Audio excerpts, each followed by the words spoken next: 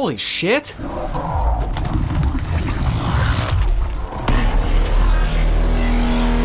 What the hell? Oh my god! This game looks amazing! What could possibly go wrong? Hello everyone and welcome to Anthem.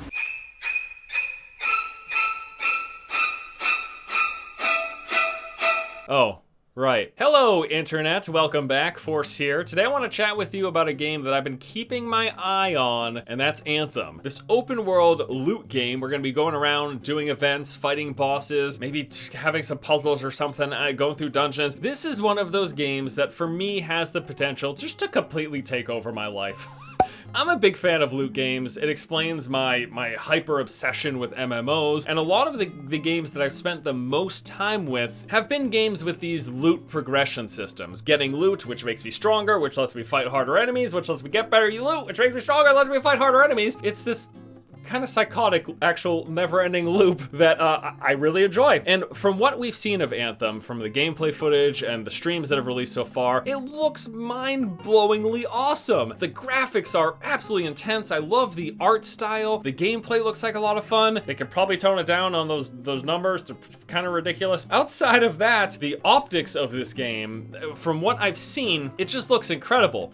However, there's a few major question marks when it comes to if this game is going to really deliver. And there's three big things that I'm gonna want to talk about here in this video. The story, the end game, and EA. Those are the things that have people, I think, the most concerned. So first, let's dive into story. Now, personally, I don't come to loot games for story, but this is a BioWare loot game, and BioWare is a company that historically people really enjoy the storytelling that they do. This all sounds very familiar, like it's something that just happened. Was there a company that just had its game released that people usually like the story but had really bad? Yeah, oh right, yeah, that one. Now obviously there's no way for us to know right now if the story is going to be any good, but they've done a pretty good job of addressing the concern about how their story is gonna turn out. So that was really the initial vision of the game, not an MMO, not a multiplayer game with story sort of bolted on this side, but something new and different, and I think the team has really captured that vision over the years. So one of the things they're driving home is this idea of our world, my story. And that is basically, to put it simply, our world is all of the gameplay. The big open world that Anthem consists of, all of the activities, the bosses, the dungeons, the events, everything that you'll be doing with other people, that is our world. And my story is that single player experience that happens in the major city. So what we know of so far, called Fort Tarsus, is going to be this single player instanced area where all of the storytelling, interacting with NPCs and picking up quests, that's where that stuff is going to take place. So they're making this clear distinction between the gameplay of Anthem and the storytelling that takes place. And I think that opens up the opportunity for them to do a good job on that storytelling. Now obviously, hopefully, we're getting cutscenes and interesting story outside of just that single player instance city. You know, it'd be nice in that open world to have some things that take place that revolve around the story that don't just involve you getting info through a radio transmission, you know what I mean? Now the story is going to be ongoing. They've talked about this is going to be a games as a service. They're going to keep adding to it over time. And they also mentioned that any new future story content that comes out, it's going to be included with the base price of the game. You're not going to have to pay any extra for anything story related. And I gotta say, from the footage we've seen so far of the storytelling, it looks pretty freaking good. Scar's taking down whole caravans. Damn. I know. Should make this a challenge, huh? I like a challenge. Who gets cypher duty? The chair's all yours. Yes! So, find where they're making this garbage and shut it all down. Piece of cake, right? Like, I was very impressed with the voice acting and the character behind those characters. That was an awesome scene that they've shown, but that's really all they've shown. There hasn't been much. You know, story isn't really why I come to these sort of games. It's all about the loot and the gameplay. And that brings me to the next major concern, and that is the end game. Loot games like this tend to live and die by that end game progression. You know, typically you look at maybe a couple of days to a week or so for leveling up in these sorts of of games. And then really all that's left is that Endgame experience. Now, we know a lot about what we'll be doing in Anthem. We've got these open world events, things like these Shaper Storms. There's also going to be these bosses. There are dungeons known as strongholds, and there have been mentions to something that resembles raids as well. It looks like that's what Anthem has built right now for the Elder game, as they're calling it. And that sounds like a fair amount of activities. Like, those are the sort of things that I honestly was hoping for. My initial concern with Anthem was that it was just going to be open world bosses and some events. But the next thing is what I'm really excited about, and that is the fact that there is various difficulty options. Yes, one of the things that this game is looking to provide is multi-tiered difficulties. That can keep people coming back over and over again. I mean, look at a game like Diablo, who has all sorts of difficulty scaling that takes place almost like never ending. You can just make things more and more challenging, and that more challenging content is going to provide you with better rewards. So hopefully that is how they are structuring their Elder game activities, not only in having the activities themselves, but also in having various levels of them so that people can keep pushing themselves to keep getting better gear. So we've got the story side of things, which again, from what we've seen so far,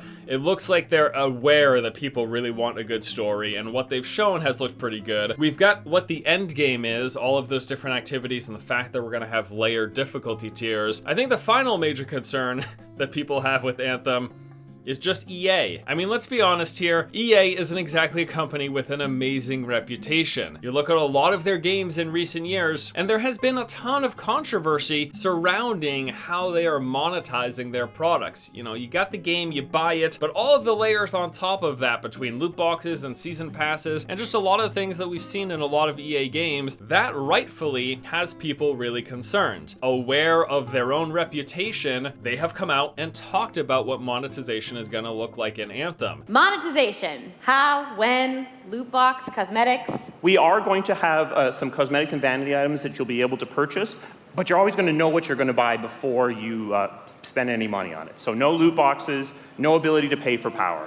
You know, we're not doing loot box, we're not doing pay for power, and we'll have really cool cosmetic stuff that you can choose to buy, but you know, they're kind of a choice and style thing. For storytelling, we don't want to divide up the audience. We want people to be able to experience the same story at the same time, so none of that's going to be locked behind any kind of paywall. So as a recap, we've got no loot boxes, no season pass, and no pay to win, or no paying for power. All of the monetization in Anthem is going to come through cosmetic stuff. So there's going to be these cosmetics that you can buy, but they've said it won't be random. So no loot boxes. Again, that you're going to be able to, if there's a cool skin that you like for your javelin, you can purchase it directly. You're always going to know what you're spending real money on. I'm just trying to take a realistic approach at it in terms of what I expect EA is going to do. So I think we're probably gonna still be paying for expansions as time goes on, but it's good to know that at least the story side of things is going to be continuing to be free, and that there aren't going to be loot boxes, there won't be a season pass, and that you won't be paying for power. That's all good news. I'm excited about that. Now let me just say this.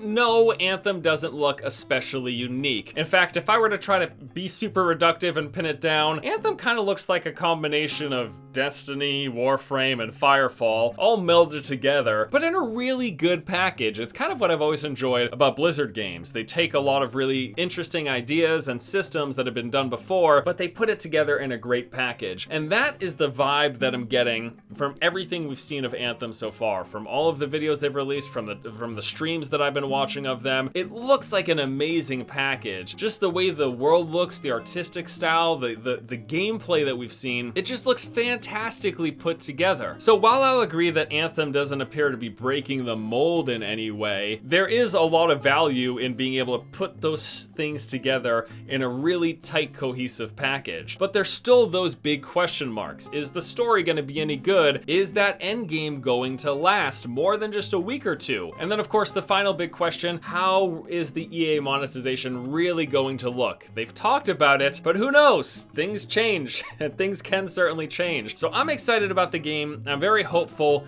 I'm not gonna be blind to the fact that the story could suck, the end game could get repetitive incredibly quick, and EA could completely screw us over with super predatory microtransactions. All that stuff could certainly happen, but if it doesn't, if it all comes together, Anthem could be a game that I love for years. It's really looking like that's the possibility. So I don't know, I'll keep my fingers crossed. You know, games tend to let you down one way or another. There's a lot out there that I really enjoy, but few games get me incredibly hooked. It's just, I get excited when I see a game that looks like it has that potential, and Anthem is that kind of game. So that's it for me today. Thank you guys so much for watching. Hope you enjoyed this video discussing Anthem, my hopes and my fears for the game. Don't screw it up, please.